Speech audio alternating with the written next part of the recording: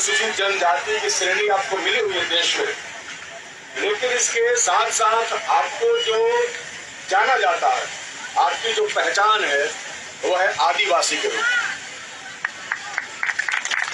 आदिवासी का मतलब सबसे पुराना रहने वाला व्यक्ति। आदि मतलब शुरू का आदि होता है ना, आदि से अंत। तो आदि मतलब शुरुआती आदमी, मतलब आदिवासी वही है जो सर्वप्रथम इस धरती पर आया, वही आदिवासी। और आदिवासियों की अपनी एक पहचान, अपनी प्रकृति है। और जो आदिवासी हुए, जो मैं समझता हूं, जो मेरा अध्ययन है कि चूंकि आदिवासी समाज के लोग पहली बार जब धरती का विकास नहीं हुआ, जब ये नए नए भवन नहीं बने, जब होटल नहीं बने, उस समय इस धरती पर जंगलों में, पहाड़ों में इस पूरी प्रकृति की सेवा करती हुई, प्रकृति को बचाती हुई, वह मनुष्यता को, लगातार इंसानियत को मजबूत कर रही है। लेकिन कालांतर में विकास के दौर में शामिल व्यक्ति जिसने ये ठान लिया कि उसको धरती को चूसना है और बेतरतीब तरीके से धरती का दोहन और शोषण करने लगा, जिससे बड़े पैमाने पर प्रकृति का नुकसान हुआ। और प्रकृति के नुकसान के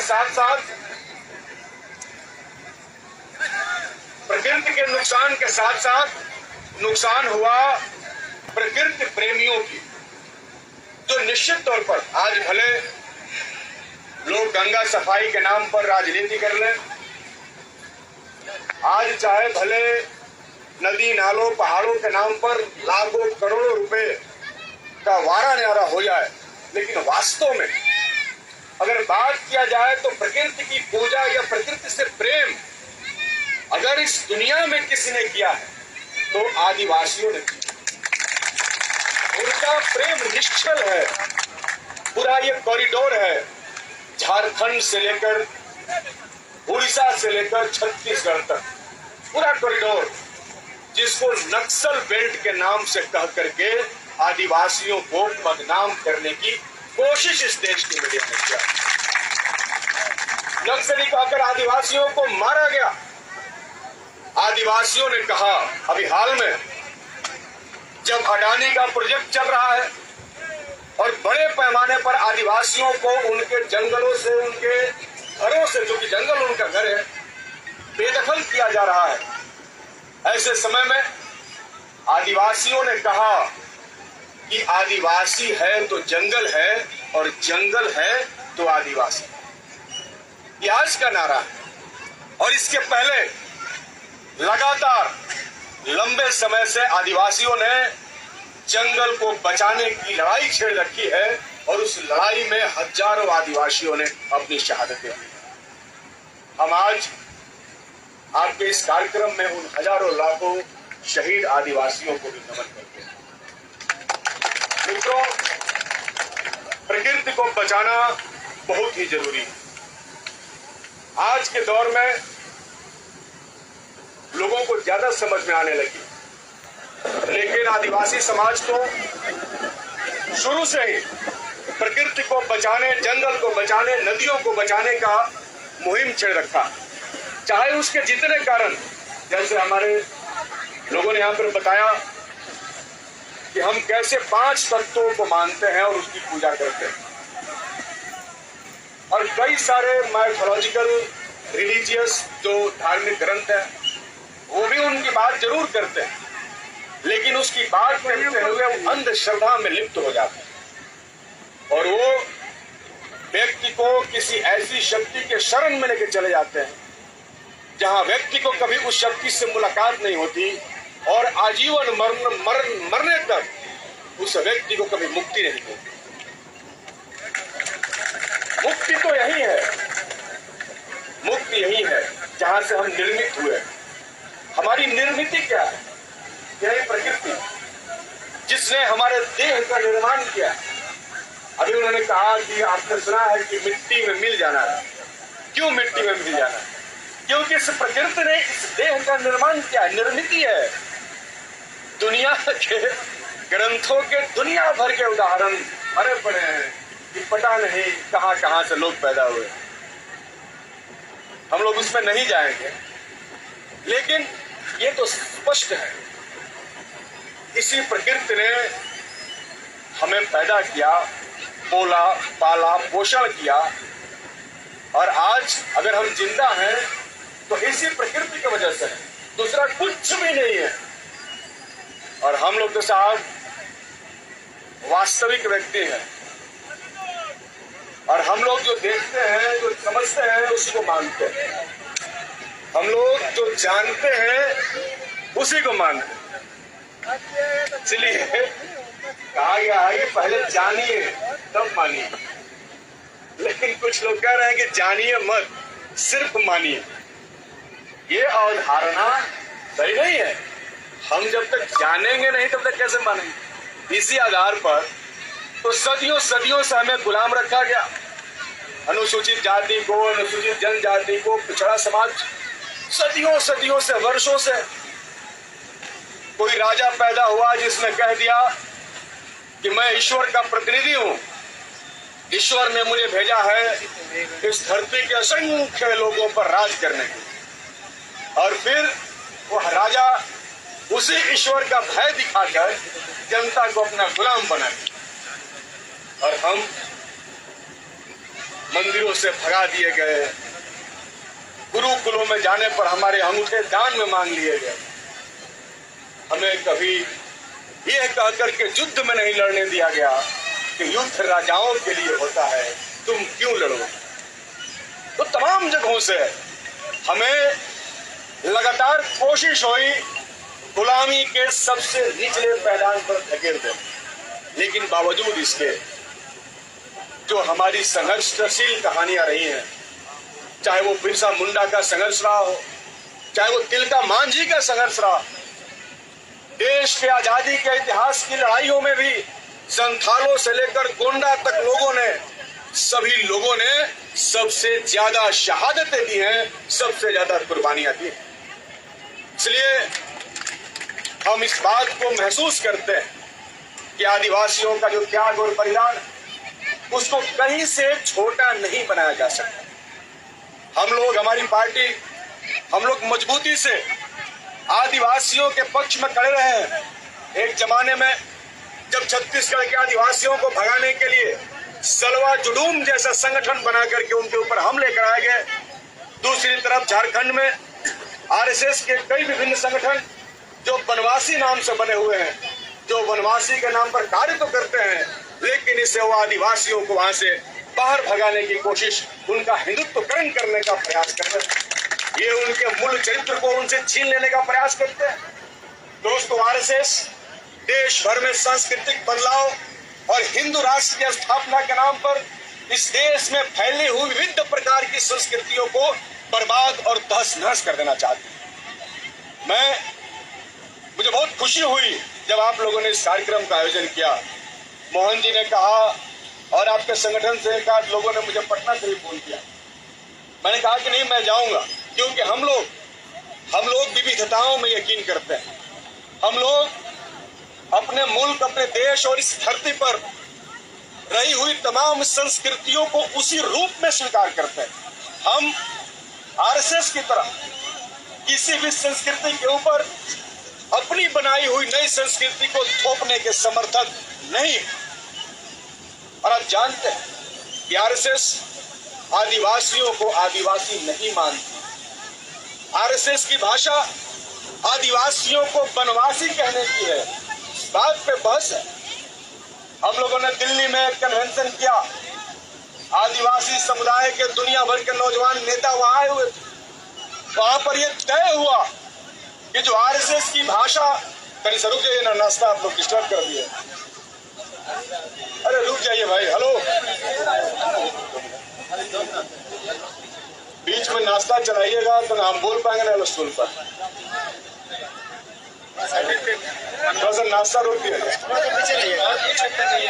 हम लोगों ने ये तय हुआ कि आदिवासियों को जो वनवासी बनाने की मुहिम चल रही है, इससे हम लोग को अलग हटना है और आदिवासी को आदिवासी बने रहना है, क्योंकि इसमें बहुत बड़ा जो गेम है वो समझिए।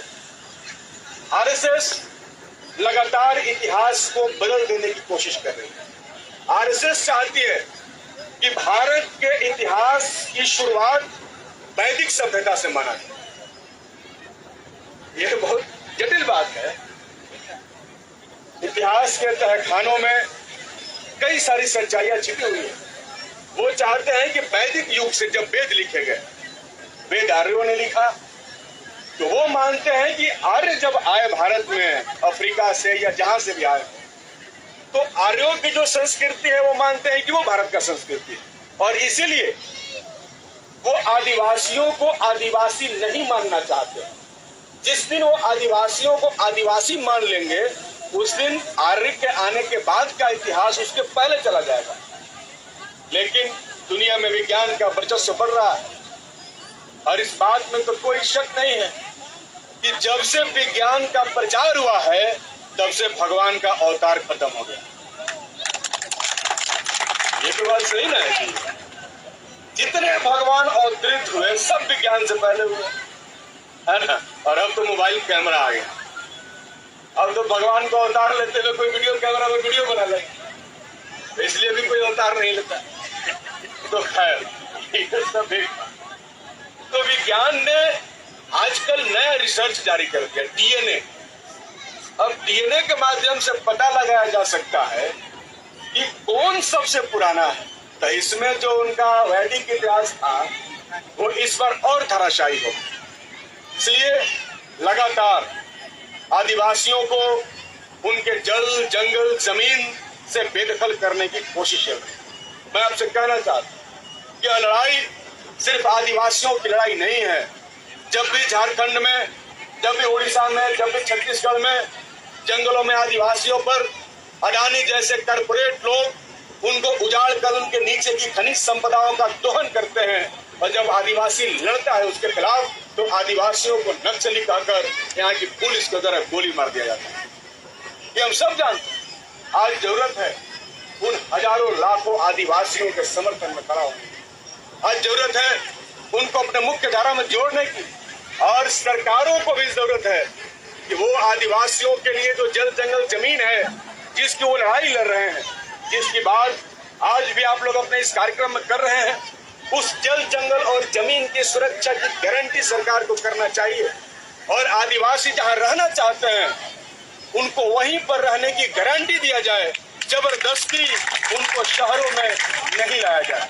नहीं चाहता है कोई आदिवासी शहर में रहना, वो चाहता है अपनी उसी प्रकृति छटा में रहना जिसको उनके पुरखों ने लंबे समय में दुनिया के तमाम झंझावातों से बचा करके रखा है। आज उस पूरी संस्कृति की रक्षा का प्रश्न है।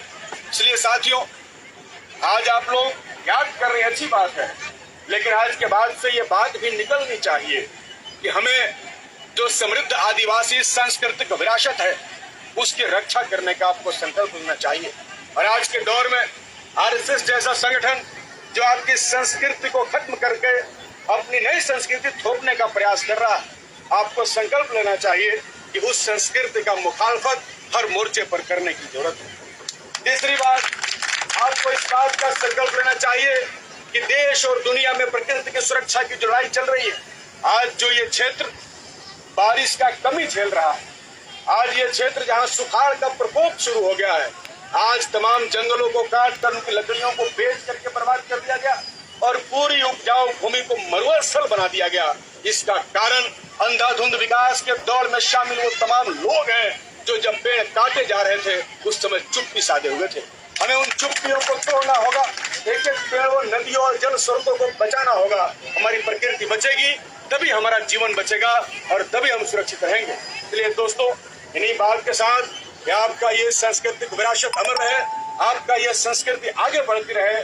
हम लोगों की जहां भी जरूरत हो, जब भी आप याद करेंगे, निश्चित तौर पर हम शामिल रहेंगे, क्योंकि हमने कहा कि हम लोग ऐसे लोग हैं जो ये चाहते हैं कि दुनिया भर की विविधताओं में फैली हुई हमारी संस्कृति समृद्ध होती रहे और तमाम संस्कृतियां अपने अपने जगहों पर विकास करती रहे।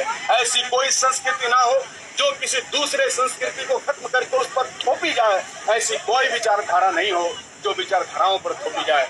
एक बात कहते हुए मैं अपनी बात को खत्म करूंगा। देश नए लोगों के हाथ में है जो देश की तमाम परंपराओं को, जो देश के ऐतिहासिक संदर्भों को, जो इतिहास के सच को खत्म कर देना चाहते हैं। और इसी दिशा में इधर हमने देखा, एक अखबार में आज ही छपा है कि इसी बिहार के गया सेंट्रल यूनिवर्सिटी में आरएसएस का जो गवर्नर है यहाँ बिहार में, उसने एक छात्रावास का नाम सावरकर के नाम से कर दिया। ये निश्चित तौर पर इस देश के लिए दुखद है उन वीरों के लिए जिन्होंने हंसते हुए फांसी का फंदा चूम लिया। दुखद है उन शहीदों के लिए जिन्होंने जान देना उचित समझा लेकिन अंग्रेजों के सामने कभी घुटना नहीं टेका। आज ये माफी मांगने वाले लोग, जो माफी वीर सावरकर था, जो अंग्रेजों के पेंशन पर था, जिसने विक्टोरिया के चरण में अपना सर झुका दिया, जिसको काला पानी की सजा माफ कर दिया, ऐसे व्यक्ति के नाम पर यहाँ छात्रावास खोले जा रहे हैं। इसका मकसद है कि सावरकर को स्थापित करना। इसका मकसद है वो अपनी विचारधारा को, अपनी संस्कृति को उसके माध्यम से स्थापित करना चाहते हैं। हमें उन तमाम सांस्कृतिक की लड़ाई जो हम लड़ रहे हैं उसको आगे बढ़ाना होगा। निश्चित तौर पर आपकी संस्कृति की जो लड़ाई है, इस लड़ाई में हम लोग शामिल हैं। हम लोगों से जो भी सहयोग, मोहन जी हैं या आप तमाम लोग हैं, हम लोगों से जो भी सहयोग आप लोगों को लेना हो या विधायक फंड का कुछ सहयोग आप लोगों को चाहिए तो आप लोग हमको आप लोग आदेश दे सकते हैं। जैसा आदेश आप लोग देंगे और जो भी हम लोग कर सकेंगे वो हम लोग करने के लिए हमेशा ही तैयार रहते हैं और आगे भी हम लोग तैयार रहेंगे। इसी आशा, उम्मीद और भरोसे के साथ ये संस्कृति आगे बढ़ती रहे। आदिवासी संस्कृति को आगे बढ़ाना इस देश की जरूरत है, ऐसे ही आगे बढ़ते रहे। बहुत बहुत धन्यवाद आप लोगों को, आपने हमें बुलाया, आपने इतना स्नेह, इतना प्रेम हमें दिया, इसके लिए बहुत बहुत धन्यवाद।